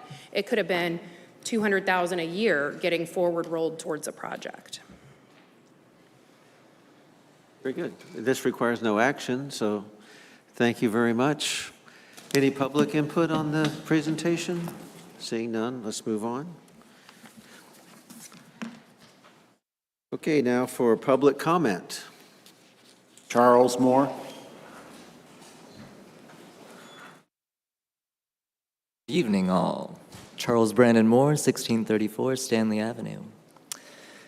I want to start out by introducing myself to some of the ones who I haven't met yet, haven't had a chance to be introduced to yet. I'm Brandon. I moved here 26 years ago and immediately started volunteering and driving around to multiple communities in the area in Central Florida and also in Groveland and Claremont. But I want to go back to before I moved here when I was 18 with my family. When I first started out with aesthetics and design was maybe around when I was 10 years old. My family likes construction in general, so I have a lot of family members who do brickwork and block work. I learned that on church projects when I was around 10 to 12 years old, along with working with them on electrical and air conditioning projects. I also helped out on multiple of their homes. When I was about 14 years old, I started into design engineering, drafting in high school, which immediately got me interested in the whole idea of aesthetics. So I went to trade school. And learned engineering there, which was more mechanical, but then at the end of our courses, we started into housing and projects like that. When I moved here, again, I started working in engineering. I worked for an engineering company out of Kissimmee called Collins Engineers, which did underwater inspections, and I was their lead draftsperson and also oversaw so that way the gentlemen who were diving, they did not get eaten by a shark in the Intracoastal, which was a fun job. But what I did after that was I moved to South Florida. So I haven't actually been around this area for this whole time, but my experience in South Florida was I went to school for interior design. After interior design school, I immediately moved into working in the Palm Beach community. In Palm Beach, you get a different sense of ethics. You have to work at a higher standard, just so everyone knows. This higher standard also gives you privileges. I was one of the youngest designers in that area to ever be revealed to multiple businesses because I could control it. What happened with that was I did a bunch of projects, show houses through the Red Cross, which was also volunteering. Those led to me doing multiple extremely high-end projects. So my interest in coming back to Groveland, which I did not come back here on purpose, I medically retired because I developed something what is now called blood cancer, which has been cleared out, but that's what doctors are calling it now, is blood cancer, which I do not have anymore. But I wanted to volunteer last year here in town to help just kind of oversee and maybe give some ideas as to how things should work on the C.R.A. community development and making things look aesthetically pleasing for people to come and visit Groveland and make it a very hot spot for tourists, but also for the community, so that way families can walk around and have fun in our own town. Because right now we have to drive very far away to even go to a dentist, to go to any of the other functions that Groveland doesn't have. I would like to see Groveland have these things, and right now it's not happening. So I appreciate you guys who are doing an excellent job at maneuvering things around so that way we can move forward with how Groveland should be progressing sustainably. That is kind of where I am right now, is I am offering assistance, if anyone would be interested. Thanks. Thank you. Perfectly timed, by the way. No more reports. No more reports. Comments. We'll go on to board reports. Mr. Corsi? Mr. Chairman, if I may, sorry to interrupt. If you could go around as part of your board reports and also include your appointee that you're recommending for the C.R.A. task force. We're going to be listening and making that part of the minutes too, to also move forward with the C.R.A. task force that you previously voted on. And if you do need more time, feel free to. Would they mention. come up? I see some people here that, would they come up and talk after they're nominated, or? Totally up to you, Mr. Chairman. Okay. All right, Mr. Corsi? Yeah, I'll start with that. So I have two people who are interested, both from the Lake Area Economic Development Group, Mason Henson and Betsy Sorg, which I think a lot of us might already know. Both of them have quite a bit of experience in economic development. My first recommendation of those two would be Mason. Mason he's the Director of Business Retention. I think right now, as far as the redevelopment agency, business retention should absolutely be a priority when it comes to redevelopment.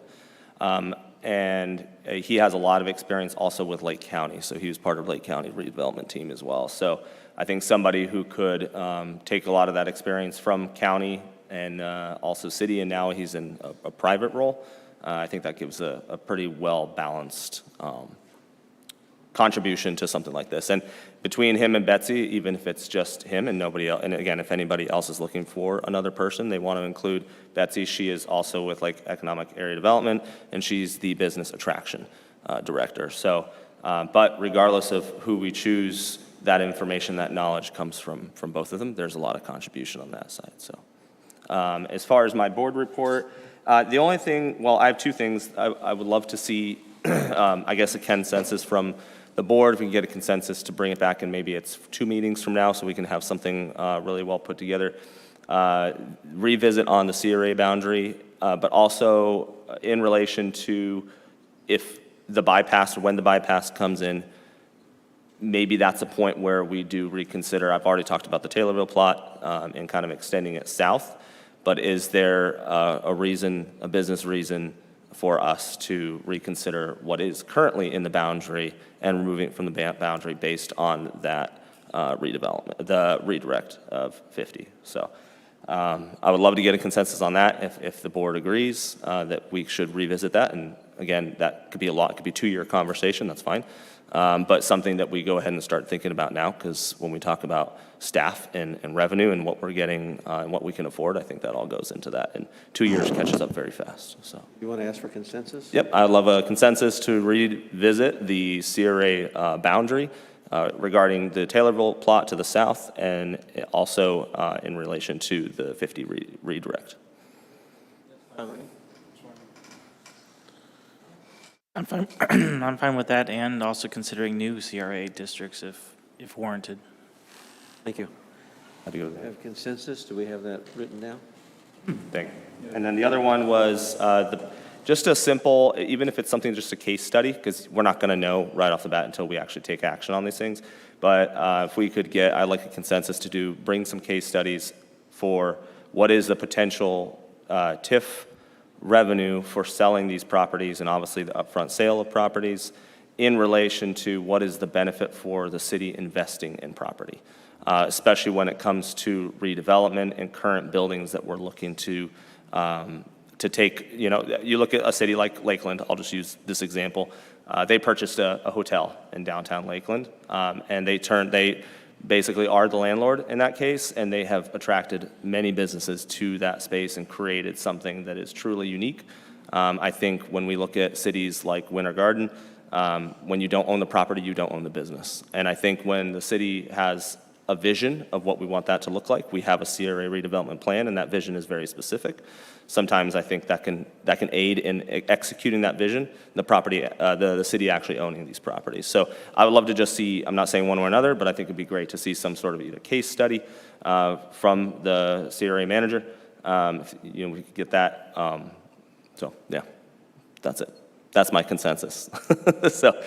And I think the people that you mentioned that would be on both of them from LEAD, right? Yeah. Mm-hmm. They did a heck of a presentation that you can grab that really broke it down. It'd be really good for us to get our hands on that. Yeah, I think for us to make the right decision around what properties to sell, I understand there's revenue up front and there's TIF revenue, but there's other things to take into account, so.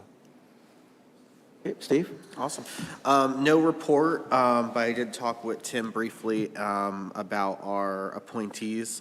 And I spoke with, I think, someone that we all know, Nancy Aikens, who's facilitated some things for the city. And I just asked if she was interested, because she's a realtor and she speaks with a lot of residents as they're moving in on what they'd love to see. And she was immediately like, oh, I'd love to, help with that. So I think that she'll be a good addition to that, and also help with the probably keeping things flowing and moving.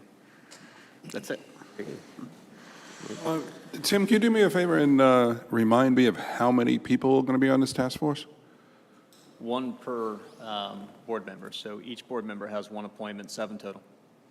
Okay, and their specific task was the downtown development? Is that what the specific task is? Yeah, it's going to be tied with GAI's efforts on the realignment ready plan, which is basically the downtown infrastructure plan, looking at Broad and Orange, connecting streets, Festival Park, everything, so that once the realignment is complete and those roads and all that property does transfer to the city, We're not just wondering what to do with it, we already have a plan for construction. That's what I thought. Thank you very much. On a comment that Barbara made, we need to have a time certain about doing things. And I think I'd like to get a consensus that we bring a business plan to the next meeting, because now we're talking April. And if we don't bring one in April, we're going to bring one in May and then maybe get something June and July to the council. I think that's pushing it too far. So I'd like everybody to sit there and, you know, give a consensus that we have a business plan, at least a start of a business plan or something for the next meeting. We do have a new manager, and that could be his first task. Would that be a business plan or a scope document for the committee? Are you talking? No, about I'm talking about the train station. Oh, the train The station. business, a business plan. I'm sorry if I didn't mention that. Oh, okay, It was for the train Took station. the turn on me. Yeah, I took a turn on I it. was like, where are we going with this? Yeah, I don't like that. I don't for like clarifying. just sitting around like that. I think it'll get pushed too far back if we don't make a date certain. Yeah, what we could do is, again, share what the task force provided so far, but then, of course, have that as an agenda item so you could review, provide comments, and then talk about next steps on how to move the needle and refine that plan. The sooner we get it, I mean, we used to do this with Mr. Hine, we can express our concerns before the meeting, so there'll be more done by the time we get it to a meeting. It's like, that's the Sunday football game, you know, this is practice leading up to there. So is that a consensus to do that? I'm okay with his idea. Consensus? I'm okay with reviewing what they've prepared so far and talking about it. All right.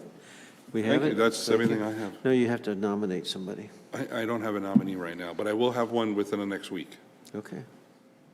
If it's not, He we've has got two. And that's why I brought them both up if somebody did not have one. He can give you Yes. one of his. My first choice is Mason, but Betsy is also, yes. Matthew?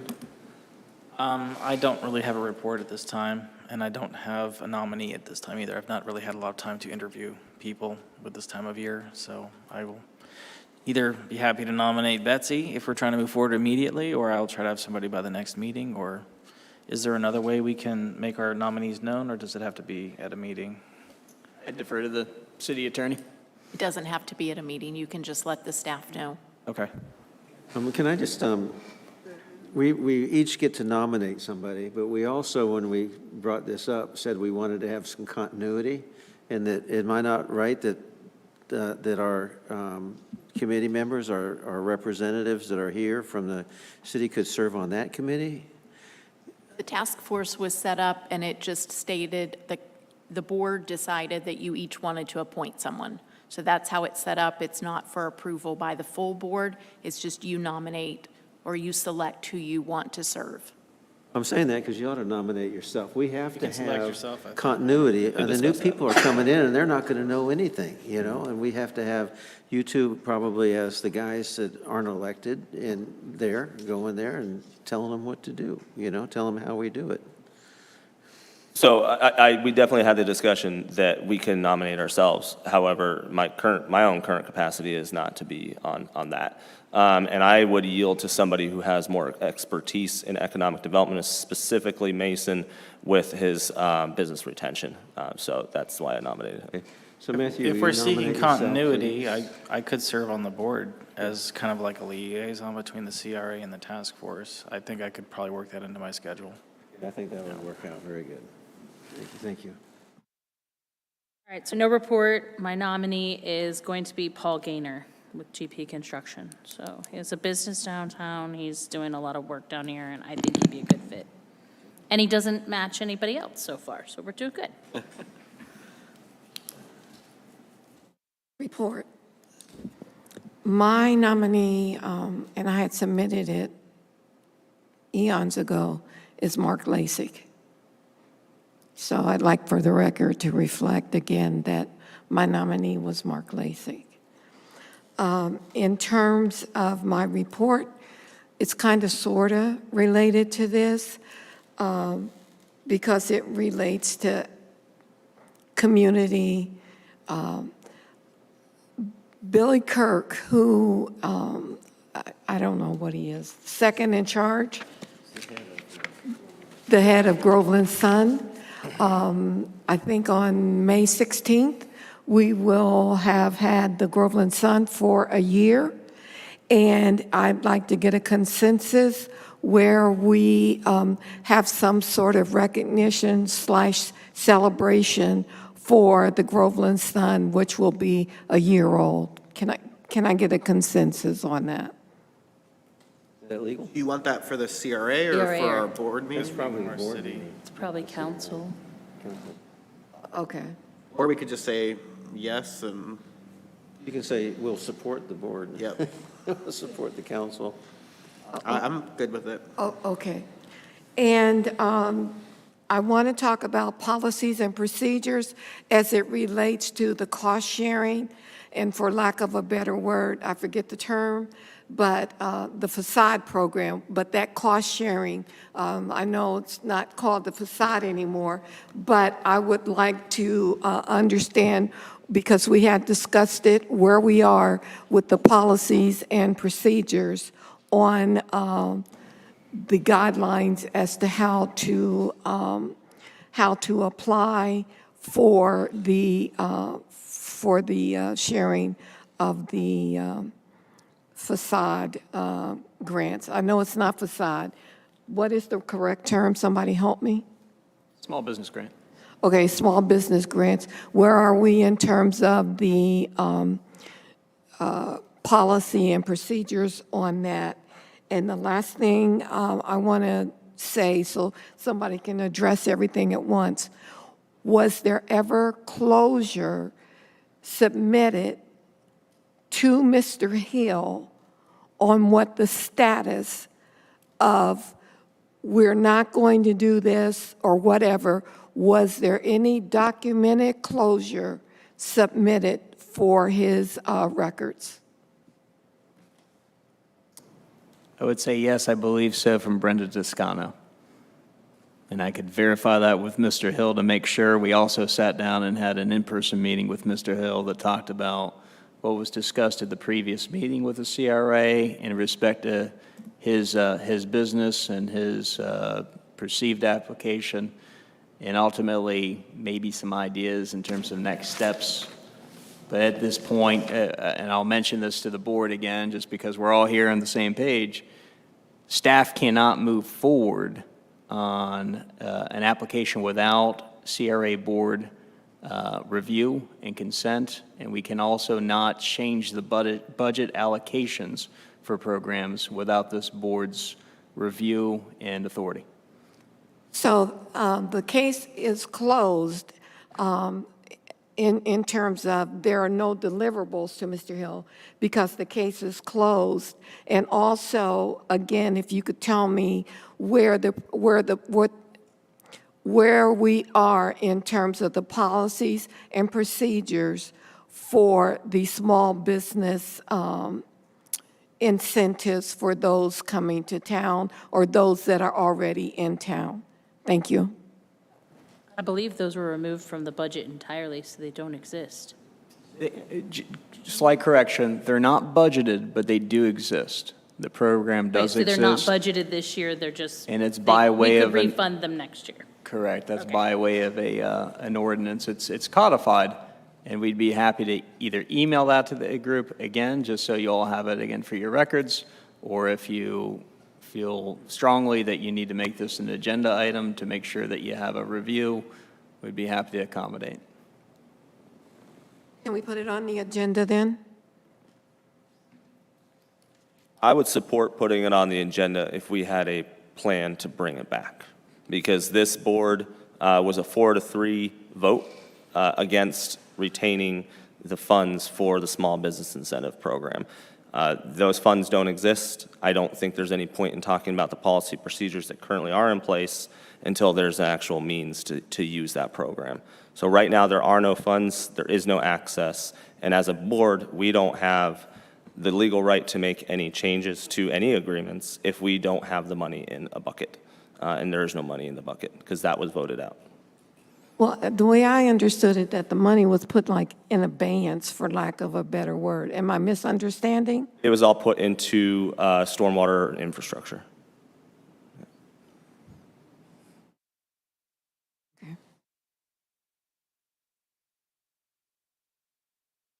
Okay, my nomination is Mr. Nelson Martinez, who's a business owner in the C.R.A.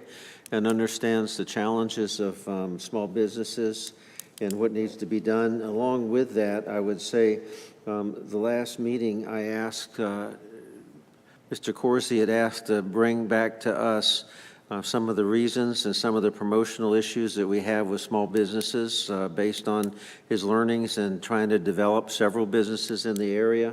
And I've yet to see that on the agenda, and we said that we would do that last time, and it's not on there yet. Secondly, I'd like to thank Travis, who's our new C.R.A. right here, who's going to take over for C.R.A. for doing such a great job in organizing everything, and thank you for all that you've done tonight. And then last, I'm going to keep beating this horse. We heard tonight phase one of a project going in across the street. That phase one cost us $6,500 per unit out of this fund. Phase one is $750,000 that this fund has to come up with to pay the water and sewer because of our contract with the state. That will end up being, right now, it's $3.5 million over the time. We need to have a plan. It's the C.R.A. has to pay it, not the city. It's confined to the C.R.A. according to the state loan that we have taken out. And we just can't keep pushing it to the back burner. $750,000, if it's 2 more years, as you were told tonight, that's something. But then there's 4 more after that are going into effect. And that's something that the council, we voted on years ago, and we're responsible for it. And I've seen several plans. Last one they gave me was 300 and something. I think they gave Brenda, she told me 400 and something apartments, so that's down from 535. But we cannot keep pushing this stuff back. We have that coming up. We have comes from LEAD, which was really good. For every dollar we take in a residence, we spend $1.18. We give half off, we're losing 75 cents out of every dollar that we take in. Beyond that, that's what that's costing us. We need to make sure we have a plan. We committed to it. We keep talking about stormwater. We keep talking about everything else, but we need to have a plan on how we're going to come up with that money. And I don't know that we can go borrow it, but we need to have a plan. If I can add something to my report. I was very grateful for both Brenda and Woodard and Kern for giving me a couple hours of their time. This was 2 weeks ago. And I sat down because I want to understand how we're funding these stormwater projects. I think all of us don't want to see money being moved from pot to pot to pot without being used. Our job is to invest, and it is to spend money wisely in the right projects. And if we don't have allocated projects, that makes it very difficult to even understand what money's being used for. So I 100% agree with that. I think we do need a plan. Part of that, from my understanding, is when it comes to leveraging those funds for these grants, we don't have a whole lot of, leverage for some of these state grants or even federal grants if we don't have a plan to maintain this infrastructure that we're putting in. So now this is clearly not a issue for the C.R.A. board, but just understanding that this is a council decision when it comes to stormwater utility being added to support our ability to leverage grants and then maintain those projects after the state has partially funded them. So I could be wrong, correct me if I'm wrong, but I know that's something that is a holdup. If we can't maintain it, it's going to be hard for us to get money for it. Yeah, you're right. But I was talking about when we gave half back on the impact fees, the state requires the city to pay that half of the $13,800 for wastewater and water.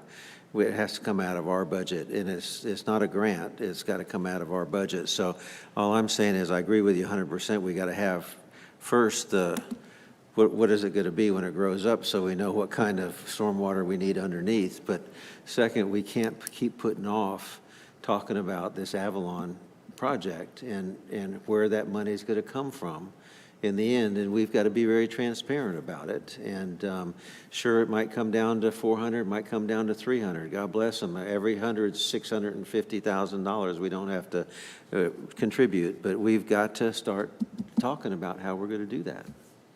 Mr. Mayor, you want a consensus to instruct the interim manager to come back to us at the next meeting with just the beginning of the amount that we're going to be responsible for the first phase of the project?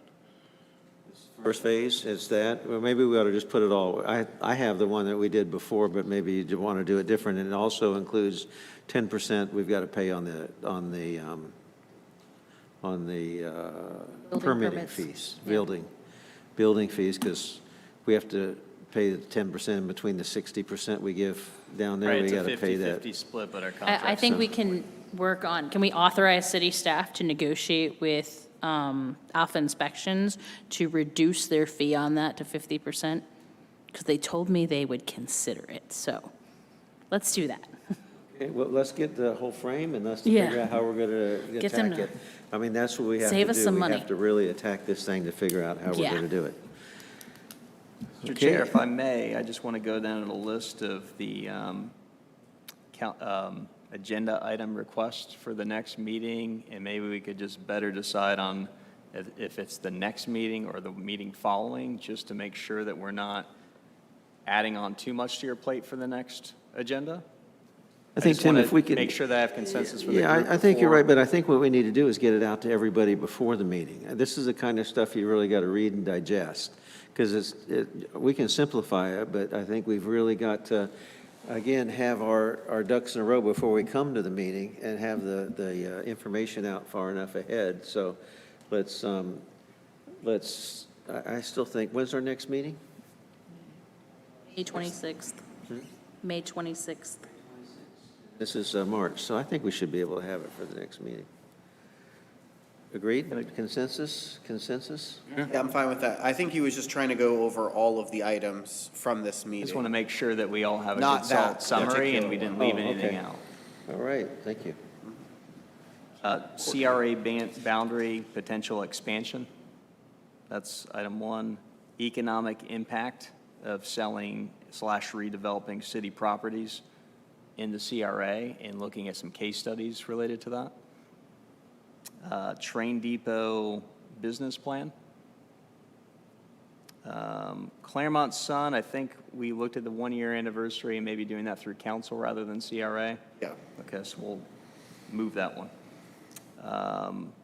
We mentioned Dan Corsi and an item related to business that he or I or the group, I just want to get some clarification on what that item was and to make sure that we're meeting expectations. I was a little unclear on that item. What was just around, sorry, what was? Remember when you brought up at the end of the meeting, and we got consensus that you were wanted to talk about the challenges of the businesses and the promotional activities of the city? So I'm good with pushing that into something that the task force can work on. I think that's something that requires a lot of input from other local businesses, not just my own. So I would prefer that to be on the task force. There's a lot of people who can contribute to that, so. Okay, that makes sense. And then Avalon, their development incentive agreement, understanding the economics around that and what the fiscal plan is to make sure that we're meeting our end of the agreement. Is that correct? The economic impact would be a way to put it, not development, but the And economic it's impact. broad, it's all phases, it's all components of the incentive agreement. It's not just the impact fees, it's not just the impact fees for water and wastewater, it's the comprehensive. Okay. Sounds good to me. Okay, now we have C.R.A. manager report. I'm going to go first, just to introduce him. He's on day one of the job. We interviewed him not last Friday, but the Friday before that. As you all know, there's quite a few high-level positions that we're in the process of filling here for the city. So anytime we could get really great responses and great applicants, we wanted to move forward on that quickly. So Frank Calacione, I'm going to do the full pronunciation?